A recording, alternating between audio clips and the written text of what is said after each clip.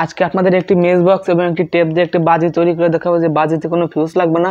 এটা আমাদের হাতুড়ি দিয়েও বাড়ি দেওয়ার প্রয়োজন পড়বে না, শুধু এটা আমরা যদি দেওয়ালে ঘাই তাহলে বাজিটি কিন্তু ব্লাস্ট করবে। চলুন দেখা যাক কিভাবে বাজিটি আপনারা তৈরি করতে পারবেন।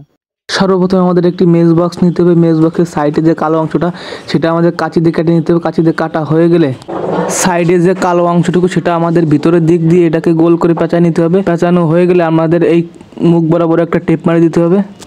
আমাদের মেজ বক্সের অপর সাইডে যে কালো অংশটুকু ছিল সেটা থেকে আর্ধেক আমরা কাঁচি দিয়ে কেটে নেবো। কাটা হয়ে গেলে আমাদের যে পিছন সাইডে এটাকে ঢাকনা বসাতে হবে। একটু একটু টেপ দিয়ে আমরা এটাকে কালো অংশটুকু ভিতরের দিক দিয়ে এটা আমরা বাইরে থেকে টেপ মেরে দেবো। এরপর আমাদের মেজ বক্সে কাঠিগুলো বার করে এর থেকে ভালোভাবে বারুদগুলো ছাড়িয়ে নিতে হবে।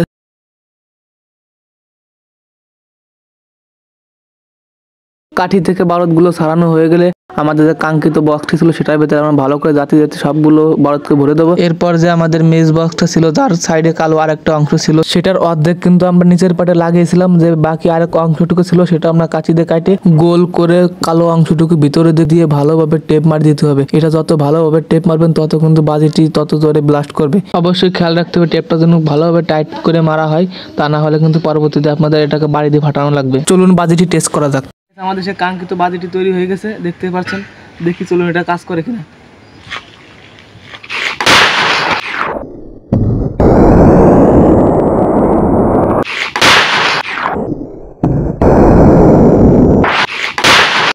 আঘাত করেছে এবং এই বাজিটি কিন্তু আমরা বাকি অংশটুকু খুঁজে পাইনি, যার কারণে আপনাদের দেখানো সম্ভব নেই।